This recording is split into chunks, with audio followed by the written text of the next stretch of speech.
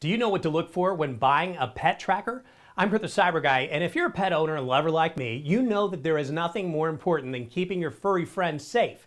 So that's why I recommend that you invest in a pet tracker of some sort so that you can always have peace of mind knowing the location of your pet no matter where they're playing.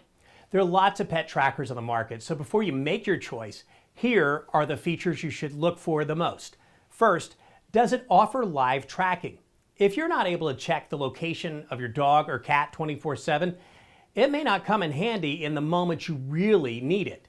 Next, is it durable? We all know our furry loved ones aren't as worried about the outside conditions as we are, and you want to make sure that you're using a tracker that can stay put on their collar through anything.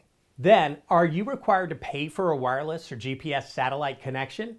What, if any, subscription fees need to be calculated into the purchase? And finally, are you able to connect the tracker with a smartphone so you can utilize the features if your pet were to actually go missing? One of the best parts of using a tracker like an Apple AirTag is that you can turn on lost mode. And if someone else were to scan the AirTag, you can set up a message about contacting you. What a relief, right?